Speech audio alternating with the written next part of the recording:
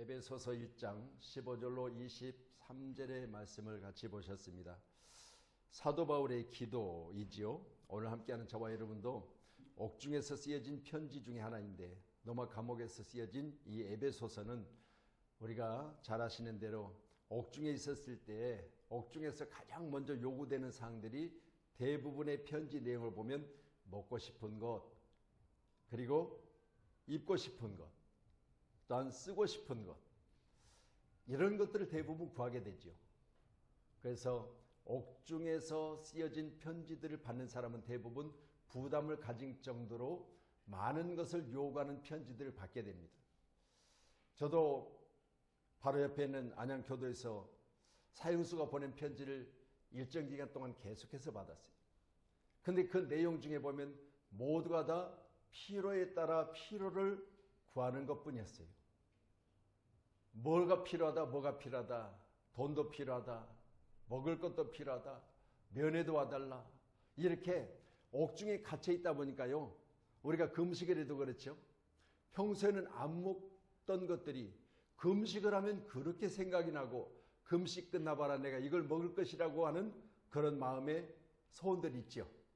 그런데 우리가 이처럼 평소에는 자유롭게 했을 때는 별로 아니었던 것들이 그 자유를 잃어버리는 순간부터 그것들이 그렇게 소중해지고 필요하고, 또한 그동안 그것이 내 주변에 많이 있었는데 그걸 그렇게 내가 내 마음속에 소원하는 것처럼 이렇게 채워지지 못했는데 불구하고 없으니까 그렇게 먹고 싶고 입고 싶고 누리고 싶고 하는 것들이 많다는 거예요.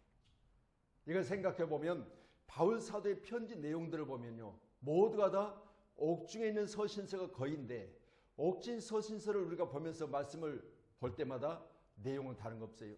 밖에 있는 성도들에 의한 기도요, 또한 밖에 있는 자유한 성도들의 신앙생활에 아름다운 모습이 열매를 맺혀지기를 원하는 것.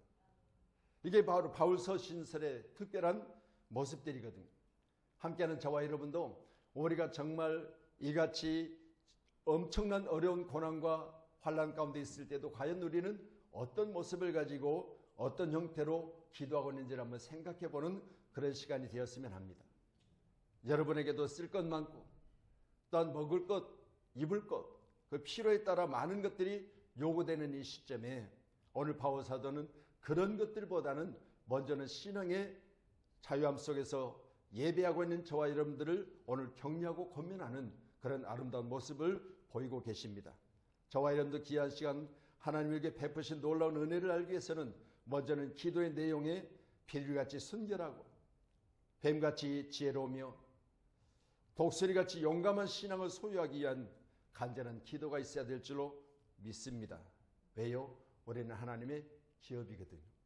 함께하는 저와 여러분, 오늘 귀한 시간 하나님이 기업된 우리가 이같이 구하는 내용에 대해서 하나님이 기뻐하실 만한 것으로 간절히 기도할 수 있기를 주의 이름으로 축원합니다. 17절에 기록된 말씀을 한번 다시 보시죠. 자, 모든 성도를 향한 하나님의 사랑, 17절입니다. 같이 보시죠.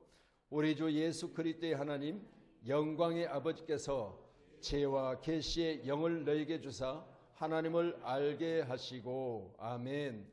우리가 지금 본 성경에는 지혜와 계시의 영을 그랬는데 이전 성경에는 이걸 어떻게 번역을 했느냐, 지혜와 계시와 정신을 그렇게 했어요.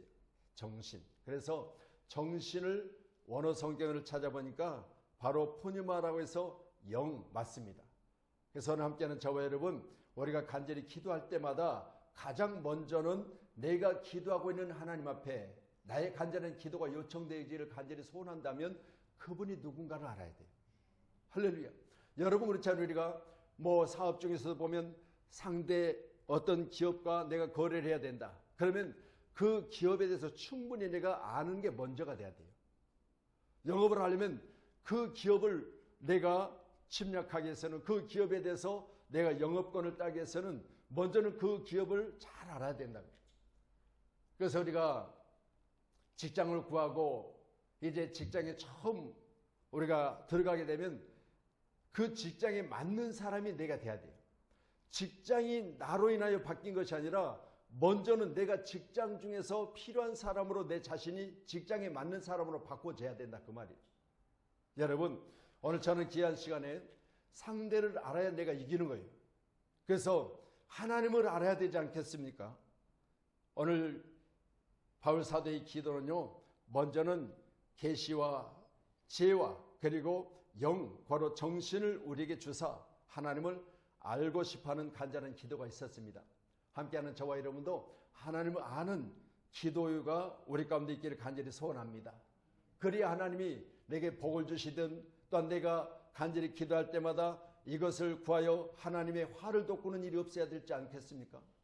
근데 생각해 보세요. 우리가 자식들이 부모에게 뭔가 요구할 때도 보면 부모의 화를 돋구는, 할렐루야, 뭐 받기는커녕 있는 것조차도 빼앗기는 수가 많잖아요.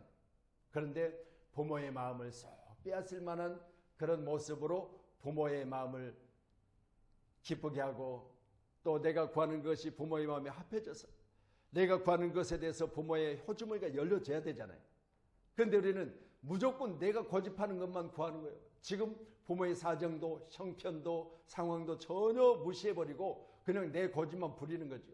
근데 이게 안 되는 거죠. 오늘 저와 여러분은 바울 사도가 오늘 기도했던 것처럼 지혜로운 사 그리고 하나님의 계시, 정신 이것들 우리에게 주사 하나님을 알고 싶습니다 라고 하는 간절한 기도가 먼저이기를 간절히 소원합니다. 그래서 이 지혜라고 하는 말 자체가요, 소피아라고 하는 헬라어를 사용하고 있는데 슬기로운, 현명한 그리고 능숙한 솜씨를 가리키고 있습니다. 함께하는 저와 여러분, 우리는 하나님 앞에서 어떤 사람이 된다? 슬기로운 사람이 된다. 여러분 비둘기같이, 할렐루야, 여러분 우리가 항상 주님 앞에서 우리는 간절히 기도할 때마다 말씀드린 대로 하나님은 영이시니 우리가 믿음 안에서 하나님과의 관계 가운데 그리고 기도 가운데는 반드시 하나님을 알아야 돼요. 그래야 하나님의 마음을 빼앗을 수 있잖아요. 잘 아시는 대로 제가 늘 이 말씀을 드리는데 우리 사도행전 13장 22절의 말씀 보면 다윗에 대해서 하나님 이렇게 말씀하세요. 먼저 왕이 된 자를 사울을 패하시고 다윗을 만나니 내 마음에 합한 자라 그래요. 여러분 먼저 왕이 되었던 왕에 대해서 막 하나님은 그를 패해버렸다. 왕의 자리를 패해버렸다. 그러고 나서 다른 왕을 세웠는데 그게 바로 다윗인데 다윗은 하나님 앞에 왜 세움을 받았느냐? 바로 당신의 마음에 합한 자였대요. 여러분 보세요. 우리가 하나님과 나 사이에 서로 마음이 통해야 되지 않겠습니까? 그렇죠. 서로가 마음이 통하고 또 하나가 되어지고 그리고 하나님께서 내가 간절히 기도할 때 나에게 세미한 음성까지 들으실 때 그것이 내게 응답인 거지. 만약 하나님께서 말씀하시고 나는 또 딴 생각으로 딴 이야기하고 서로 그러면 일치가 안 되면요, 방금 뭐라고 했니? 그렇게 물어보는 거예요. 왜? 나는 나대로 내 생각 가지고 내 말하고 하나님은 또 지금 다른 쪽에 지금 집중하고 계시는데 내 이야기만 계속 했던 거예요. 그런데 하나님이 다른 쪽에 바쁘시더라도 내가 한 이야기를 귀를 기울이도록 하나님 마음에 합한 기도를 해야 된다 그 말이에요. 그래야 방향을 내게 틀지 않겠어요? 하나님 편에서 보실 때는요, 여러분 우리 교회 지금 현재 수요 예배를 드리러 오는 여러분의 수도 여러분이 통일하게 다 같이 그냥 기도를 막 하잖아요. 동성으로. 그럼 보세요. 하나님이시지만 모두가 다 함께 일치한 기도가 아니라 다 다른 기도를 할 거 아니겠어요? 사업장에 대한 기도를 하실 거고 건강에 대한 기도를 하실 거고 자녀들의 잘 되기를 기도하실 거고 또한 이제 새로 입학된 우리 은유리와 그리고 시은이 내내 학교 가서 잘 되기를 기도할 거고 이렇게 각각 기도 제목이 다 다를 텐데 그럼 보세요. 듣는 내 입장에서 볼 때는 누구 기도가 귀가 솔깃하겠어요? 하나님이 당신이 들으실 때 쓸데없는 불필요한 기도보다는 필요한 기도, 뭔가 이익이 되는 기도, 유익한 기도를 귀를 기우실 거 아니겠어요? 그럼 그때 우리는 어떻게 해야 되죠? 하나님이 누구인가를 정확하게 알고 하나님 앞에 기도해야 된다 그 말이죠.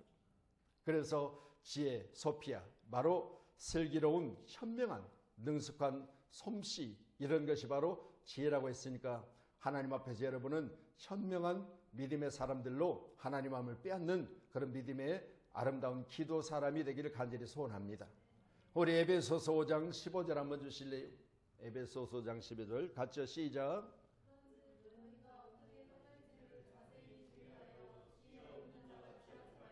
오직 지혜 있는 자같이 하여. 아멘. 어떻게 행할지를 자세히 주의하라 그러는데요. 우리가 하나님 앞에서요, 어떻게 행하는 것이 옳은 것인지 자세하게 주의하여 보면 지혜 없는 자는 그냥 함부로 행하고, 지혜 있는 자는 어떻게 되죠? 여러분, 섬세하게, 그리고 하나님의 마음에 맞게 그렇게 행동한다는 거예요. 그래서 바울은 오늘 본문의 말씀을 보면서 자신이 하나님 앞에 기도하는데 에베소의 성도들에 대한 간절한 기도 가운데도 기도는 내가 할지라도 기도할 때 하나님이 들으시고 합한 기도가 되어짐으로 말미암아 내가 기도하는 대상들에게 유익이 되는 그런 기도를 하고 싶다 그게. 여러분, 오늘 귀한 시간에 우리 가족들에 대해서도 여러분 기도하실 거 아니겠어요? 근데 기도하실 때마다 여러분, 내 가족들에 대한 기도가 하나님이 귀를 기울여서 그래, 그런 것들이 필요했구나, 알았어, 내가 거기에 대해서 내가 너의 필요를 채울 것이라, 이렇게 관심을 기울이시고 들으시는 기도가 우리의 기도해야 된다는 것을 우리가 생각해 봐야 될 줄로 믿습니다. 너희가 어떻게 행할 것을 자세히 주의하여 지혜 없는 자처럼 하지 말고 오직 지혜 있는 자같이 하라라는 말씀 우리가 기억해야 될 줄로 믿습니다. 아멘. 그래서 하나님은 어떤 분이십니까? 고린도전서 14장 40절의 말씀 보면은 하나님은요, 모든 것을 품위 있게 하고 질서 있게 하라 그랬어요. 제가 초등학교 다닐 때 운동회를, 가을 운동회, 봄 운동회, 봄에 보면 또 소풍을 가잖아요. 이 소풍도 가고 운동회도 하는데 그때는 지금처럼 그렇게 그냥 학생들만 가는 게 아니야. 이건요, 그냥 집안잔치요. 그래서 소풍을 가게 되면 하루 전날부터 김밥을 싸고 또 이제 뭐 등등 계란도 삶고 해가지고, 그때만 해도 이렇게 계란 삶아가는 게 그렇게 좋은 음식이었잖아요. 지금은 뭐 계란 삶아와 보세요. 계란 삶아서 까먹고 있으면요, 참 부끄러울 것 같아. 근데 그때는 그랬어요. 근데 그때 그렇게 준비하고 또 준비하는데 밤새도록 고민을 쓰는 게 뭐냐면 내일 날씨가 좋아야 될 텐데, 비는 안 와야 될 텐데. 운동회라도 그래요. 운동회 하려고 하면 꼭 날씨가 저녁에 꾸물꾸물 하는 거야. 그러면 막 내일 그렇게 막 운동회 준비를 해놓고 기대하고 개봉박도 해야 되는데 날씨 문제로 많이 그렇게 밤에 이렇게 날씨를 생각해 보면 이렇게 어려움을 겪었던 그런 하루 전날 밤 우리가 보낸 기억들이 있을 겁니다. 여러분 생각해 보세요. 이처럼 우리가 무슨 일을 할 때 그 일들 가운데, 근데 이제 막상 부모님들이 오잖아요. 그러면요, 대부분 자녀들이 부모의 행색을 보는 거예요. 나중에 도시락도 보지만. 그러니까 부모님들이 깨져제 해갖고 오면요, 어떻게 해요?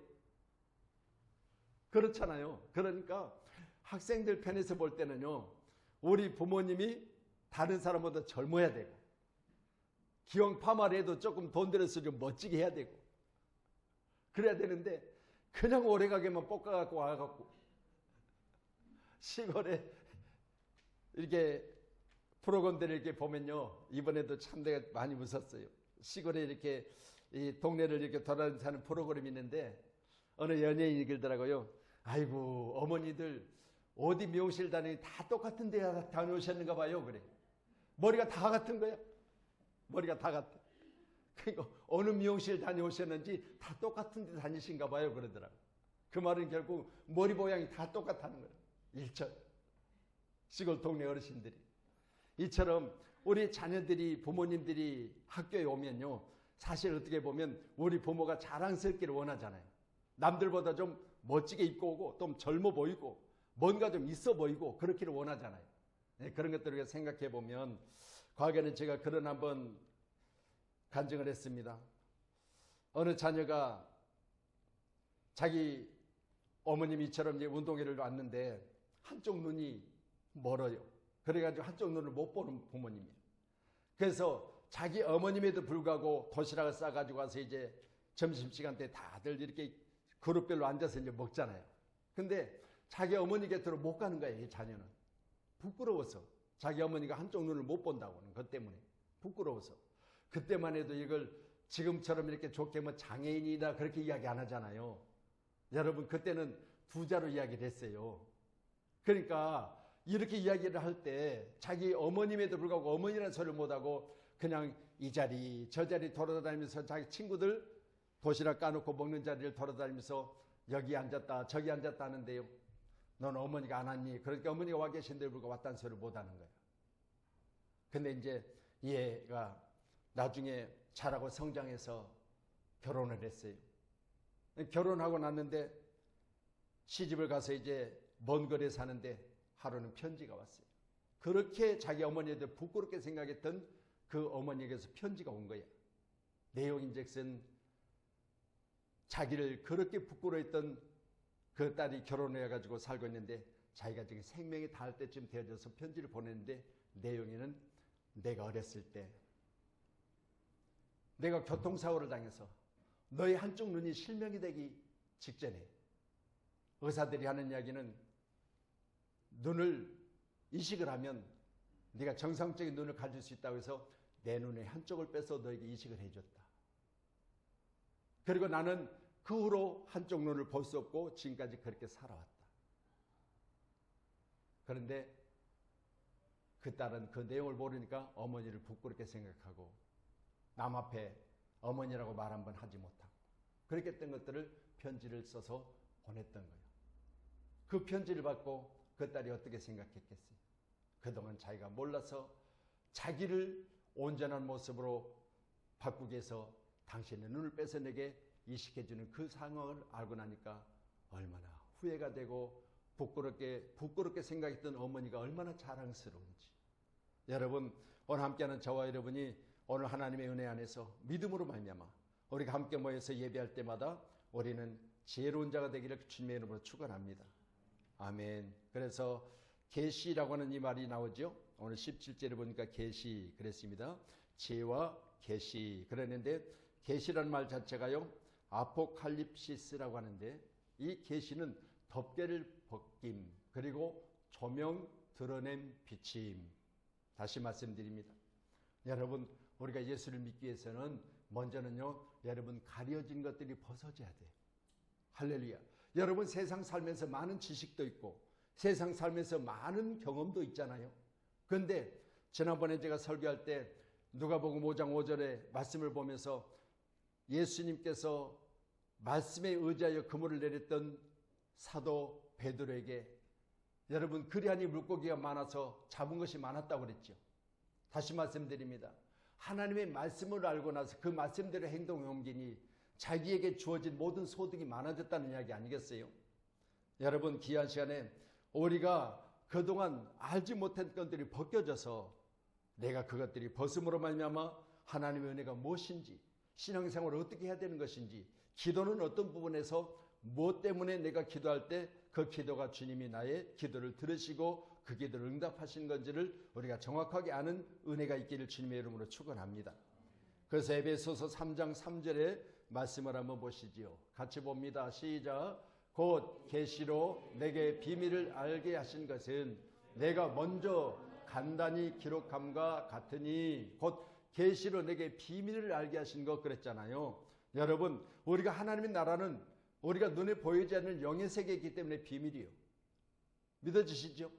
그렇기 때문에 우리가 늘 저 비밀을 알기 위해서는 먼저는 계시의 정신 여러분 알지 못한 것들이 벗겨짐으로 말미암아 하나님의 세계가 내 안에 믿어지고 그 믿어진 세계로 인하여 나는 흔들림 없이 주님 안에 믿음으로 말미암아 사는 아름다운 역사만 우리 모두 가운데 충만해야 될 줄로 믿습니다.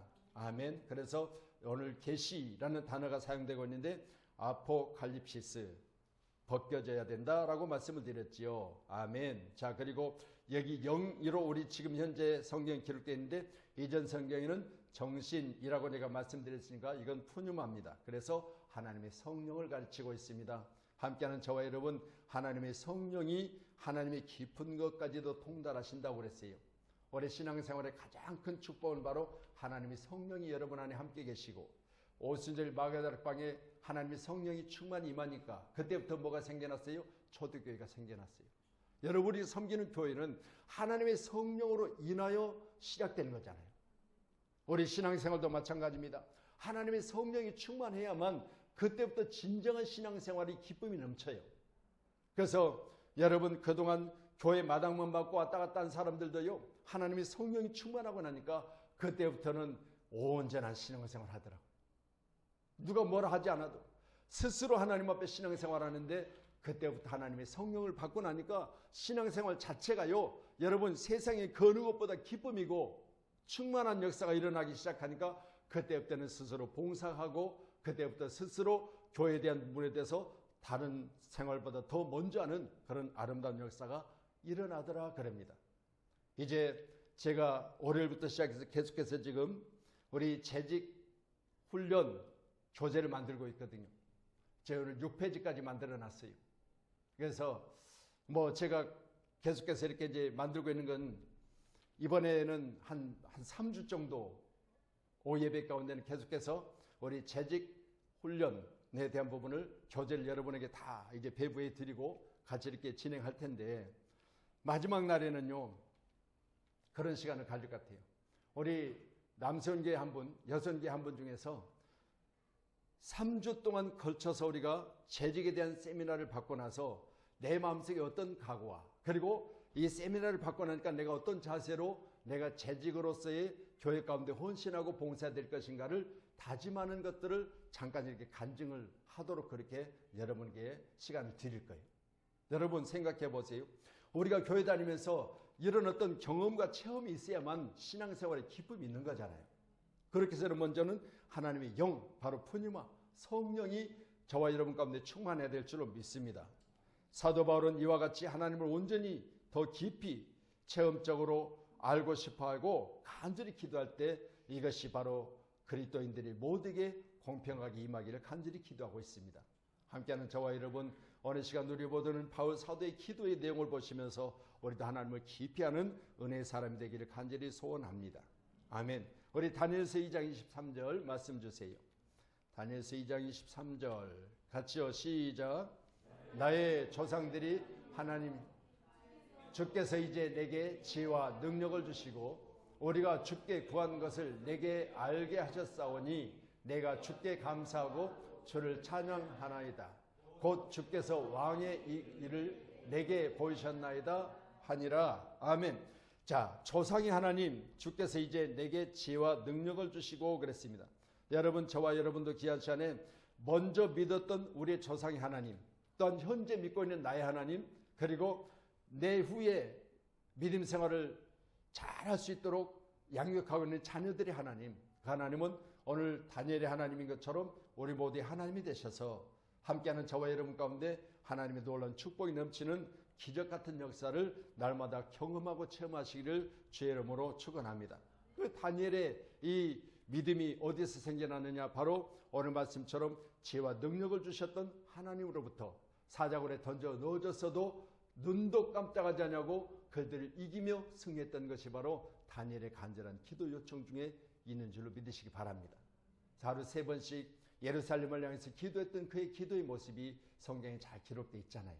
함께하는 여러분도 어느 시간 기도를 통해서 나의 신앙이 견고해져서 여러분 사자굴이든 불 가운데든 던져져도 흔들림없는 그런 아름다운 신앙의 자세로 주님 오시는 그날까지 견고하게 우리의 신앙을 지켜내시기를 주님의 이름으로 축원합니다.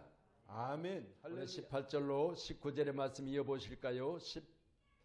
18절입니다. 같이 봅니다.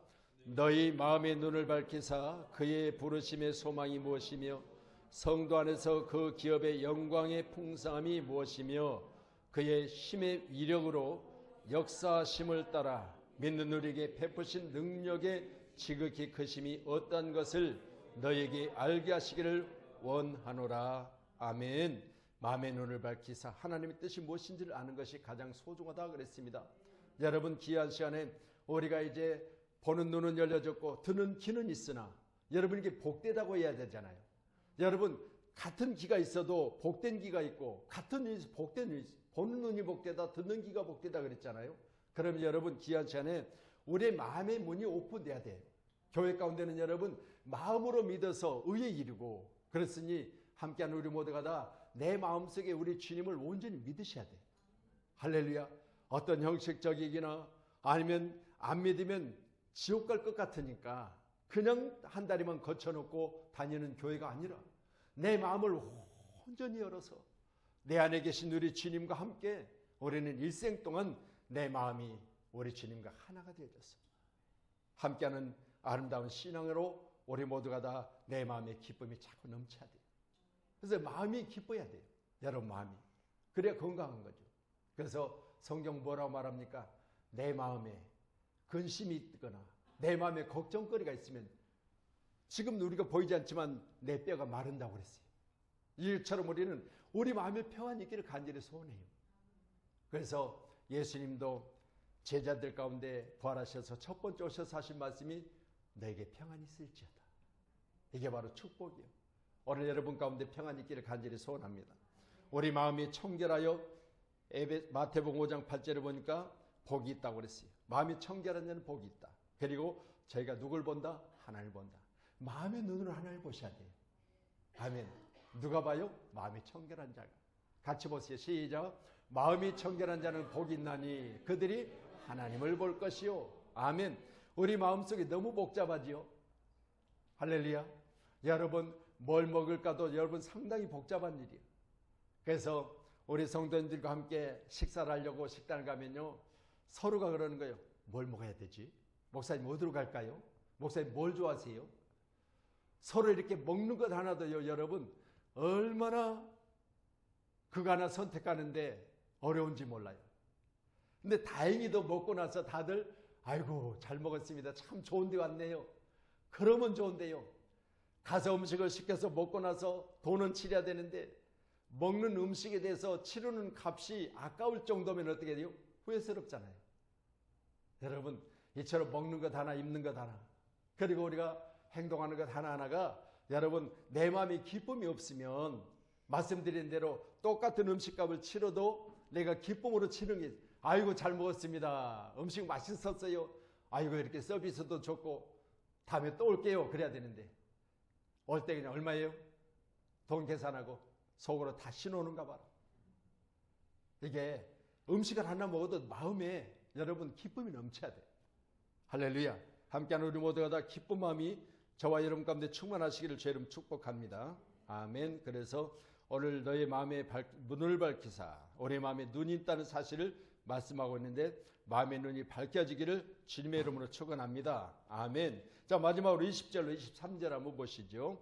20절 같이요. 시작. 그의 능력이 그리스도 안에서 역사하사 죽은 자들 가운데서 다시 살리시고 하늘에서 자기의 오른편에 앉히사 모든 통치와 권세와 능력과 주권과 이 세상뿐 아니라 오는 세상에 일컫는 모든 이름 위에 뛰어나게 하시고 또 만물에 그의 발 아래 복종하게 하시고 그를 만물 위의 교회의 머리로 삼으셨으니 교회는 그의 몸이니 만물 안에서 만물을 충만하게 하시는 이의 충만함이니라. 아멘. 할렐루야. 그리스도 안에서 역사하신 하나님을 알아가려면 먼저 우리가 만물 위에 뛰어나신 하나님을 정확하게 알고 그리고 나서 우리의 마음의 눈을 활짝 열어서 우리 주님을 내 마음속에 모시고 일생 동안 오늘 말씀처럼 만물을 그 발 아래 복종하게 하신 바로 그 능력을 인정하시고 날마다 주님 앞에 순종하는 우리 모두이기를 주님의 이름으로 간절히 소원합니다. 그래서 오늘 말씀 20절에 보니까 죽은 자들 가운데 다시 살리셨다는 게 이건 하나님 외에는 할 수 없는 거잖아요. 아멘. 여러분 죽을까 말까 하는 사람들은 의사들을 수술해서 살릴 수도 있지만요, 여러분 죽어서 냄새나는 시체를 나오라고 불렀던 주님의 능력을 한번 생각해 보세요. 나사로는 죽어서 수족을 동인 채로 냄새나던 시체마저도 부르시니 나왔다고 그랬잖아요. 여러분 죽은 자를 살리시는 우리 주님, 그분은 바로 만물 위에 능력으로 계십니다. 할렐루야. 또한 하나님 모든 것을 주관하고 계시지요. 21절에 보니까 현재와 미래의 모든 정사와 권세를 주관하고 계시다 그랬어요. 여러분 함께하는 저와 여러분이 나의 과거, 현재, 미래를 주관하신 분을 꼭 믿으시고요, 날마다 주님과 함께 하시기를 바랍니다. 그리고 22절에 말씀과 같이 또 만물을 그의 발 아래 복종하게 하시고 그랬습니다. 오직 우리 주님만이 말씀을 생각하셔야 해요. 예수님께서 바다에 바람을 꾸짖으신데 잔잔하게 됐다고 했잖아요. 여러분 바다가 무슨 말귀를 알아듣겠어요? 근데 그분이 지으시고 그분이 명하시니까 모든 것이 그분의 말씀에 순종했다는 이야기예요. 함께하는 여러분, 모든 것이 주님의 발 아래 있습니다. 모든 것이 주님의 말씀에 복종하고 있습니다. 함께하는 우리 모두 오늘 시간 사도 바울의 간절한 기도 내용을 보시고 함께하신 줄 믿사오니 오늘 시간 우리 모두도 하나님을 온전히 하시고 단 하나님의 뜻을 알기 위해서 마음의 눈을 밝히시며 그리스도 안에서 누가 오늘 시간 하나님의 능력이 어떤 부분인가를 정확하게 아는 사람이 하나님의 능력을 소유할 수 있다는 사실을 꼭 기억하셔서 하나님의 능력 안에서 함께 승리하는 우리 사랑하는 성도님들 다 되기를 주님의 이름으로 축원합니다. 아멘. 기도하겠습니다.